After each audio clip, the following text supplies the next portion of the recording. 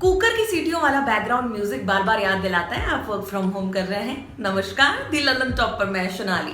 बात चीन की। चीन ने अपनी चाइल्ड पॉलिसी में बड़ा बदलाव किया है। इसके तहत उसने अपने नागरिकों को 3 बच्चे पैदा करने की अनुमति दी है। इससे पहले चीन में केवल 2 बच्चे पैदा करने की अनुमति थी, लेकिन अब वहाँ कपल तीसरा बच्चा पैदा कर सकता है। अद्विक को ब्लड कैंसर है। उसके माँ बाप उसके इलाज कराने में असमर्थ हैं। इन्हें आपकी एक छोटी सी मदद की जरूरत है। डिस्क्रिप्शन में दिए हुए लिंक पर जाएं और अद्विक की उम्मीद बने।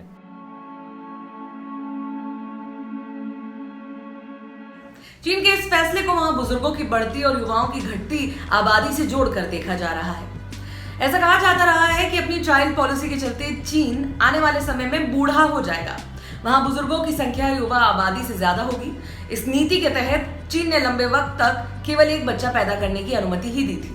बाद में इसे 2 कर दिया गया, लेकिन अब चीन की सरकार ने 3 बच्चे पैदा करने की इजाजत दे दी है।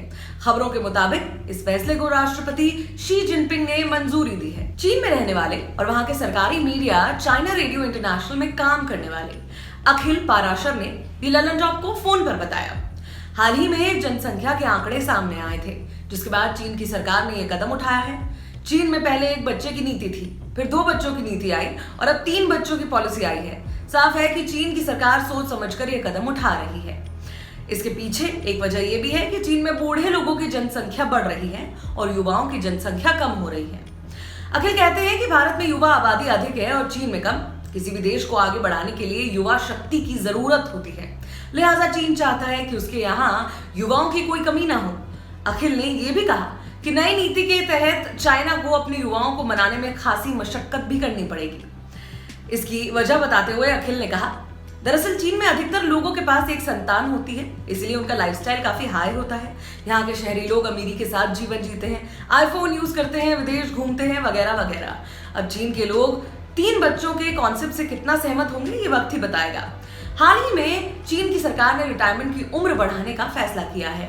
साथ ही स्कूलों की फीस में भारी कमी भी की है, ताकि चीन की युवा आबादी बच्चों का खर्चा उठाने में संकोच ना करे। साल 2010 में चीन में 65 साल से अधिक उम्र वाले लोगों की संख्या 8.9% थी, लेकिन साल 2020 में यह आंकड़ा 13.5% हो गया।